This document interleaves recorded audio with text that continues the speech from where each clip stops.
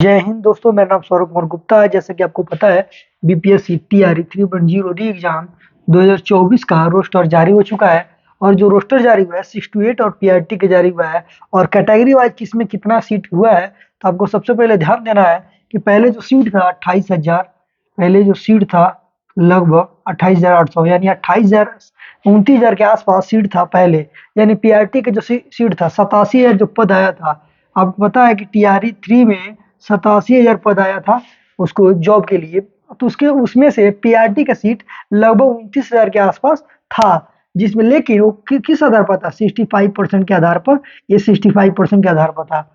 लेकिन जब supreme court का आदेश हुआ कि आपको 50% के आरक्षण के आधार पर, 50% आरक्षण के आधार पर 50% जब आरक्षण लागू हुआ तो आपको 50% के हिसाब से 25,505 सीट पर आपका आ गया।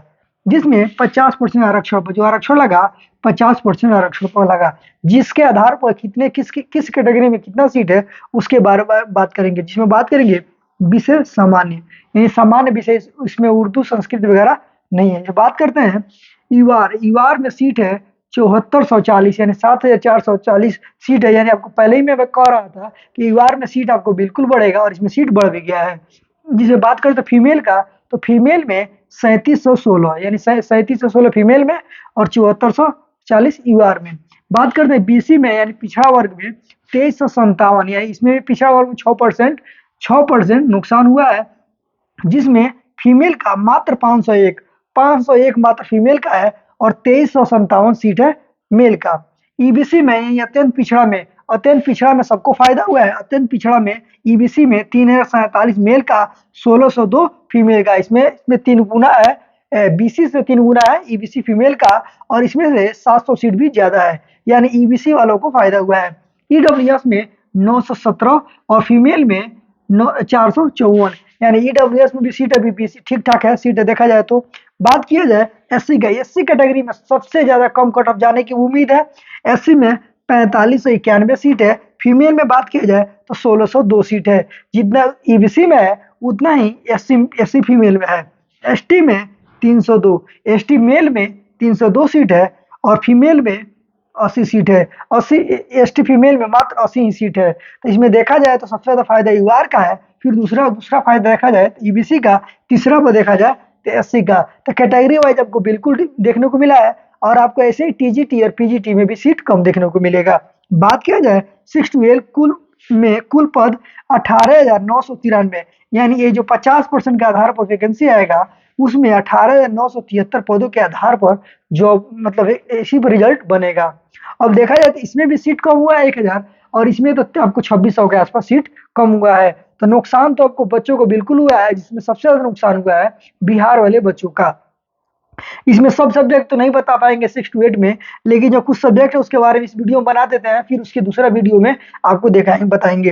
जिसमें बात किया जाए मैथ में, तो मैथ 6 to 8 मैथ में यूआर में 2007, ईडब्ल्यूएस में 479, बीसी में 599, ईबीसी में अत्यंत पिछड़ा में 923, एससी में 1144 और एसटी में 72। इसमें मेल का है, फीमेल का भी नहीं है।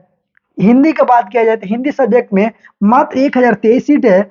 और बात किया जाए इसमें ईडब्ल्यूएस में 250, और बीसी में 319, और ईबीसी में 570, और एससी में 539, और एसटी में 39। अब इस बात को ध्यान दीजिए, एससी और एसटी में आपको 500 का अंतर आपको देखने को मिल जा रहा है, और जितना सीट इसमें एससी में है उससे कम बीसी में है। तो आपको कैटेगरी वाइज एससी में सबसे ज्यादा सीट आपको देखने को मिल रहा है। बात किया जाए इंग्लिश में भी बहुत ज़्यादा सीट है। बात किया जाए इसमें पूरा यूआर में 1289 सीट है, और इसमें ईडब्ल्यूएस में 296 मात्र, 395 बीसी में यानी पिछड़ा वर्ग में, और ईबीसी में 645, 708 बीएससी में, मात्र 47 है एसटी में। एसटी कैटेगरी में यहाँ तक बात की जाए टीजीटी हो या पीजीटी हो, कोई भी हो, लेकिन एसटी में हमेशा सीट कम रह रहा है। और बीसी की बात किया जाए तो बीसी में भी कम रह रहा है। बात किया जाए सामाजिक विज्ञान यानी एसएसटी, एसएसटी में मात्र 1512 सीट है यूआर का, 339 है ईडब्ल्यूएस का, 414 है बीसी का, 666 है ईबीसी का, 664 है एससी का, और एसटी का 41। यानी आपको ध्यान से देखना होगा, इस बात को ध्यान दीजिए, एससी और ईबीसी का सीट लगभग बराबर आ रहा है। यानी टीजीटी पीजीटी भी आने वाले में आपको एससी और ईबीसी में आपको बहुत ज्यादा फायदा देखने को मिलेगा। और देखा जाए तो सीट कम होगा, इस पर छात्रों में बहुत ज्यादा गुस्सा है कि सीट इसमें कम हुआ है तो इतना ज्यादा कैसे कम हो गया है। और 50% भी देखते हैं तो 5%, 6% का नुकसान हो रहा है, लेकिन एससी और ईबीसी में इतना नुकसान देखने को कैसे मिलेगा। ईबीसी का देखिए, ईबीसी में सीट ज्यादा है और बीसी में बिल्कुल कम है। और बात किया जाए ईडब्ल्यूएस में भी बहुत कम है। यहाँ एससी में इतना ज्यादा कैसे हो जा रहा है कैटेगरी में।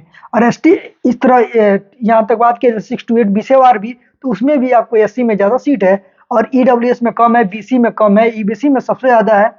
एक तरह से यूआर वाले बच्चे और एससी ईबीसी को बहुत ज्यादा फायदा होने वाला। सबसे ज्यादा जो फायदा है यूआर, सबसे ज्यादा सबसे ज्यादा फायदा। फिर उसके बाद है एससी, फिर उसके बाद है ईबीसी। ईबीसी, यही 3 कैटेगरी है जिसको आपको फायदा मिल सकता है और सबसे ज्यादा फायदा इन्हीं को मिलेगा भी, सीट सबसे ज्यादा कम होगा। अब इसको मान के चलिए जितना कम सीटें किया गया है, सीट बचाया गया है, तो आपको साफ साफ तो कहा गया है कि बैकलॉग सीट इसमें जुड़ नहीं रहा है।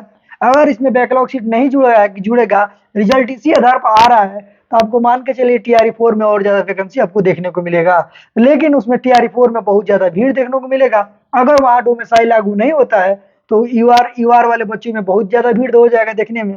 फिर उसमें कैटेगरी में भी थोड़ा सा फायदा देखने को मिलेगा। लेकिन कैटेगरी में भी कुछ कैटेगरी ऐसे है जिसमें बहुत ज्यादा फायदा है, कुछ कैटेगरी ऐसा है जिसमें फायदा देखने को नहीं मिलेगा। और बीसी कैटेगरी और ईडब्ल्यूएस और एससी एसटी का आपको ज्यादा फायदा देखने को नहीं मिलेगा। नुकसान सबसे ज्यादा देखा जाए तो बीसी का हो रहा है और देखा जाए उसमें एसटी का भी हो रहा है। ऐसे ही शिक्षा संबंधित वीडियो देखने के लिए हमारे चैनल को लाइक करिए, सब्सक्राइब करिए। जय हिंद।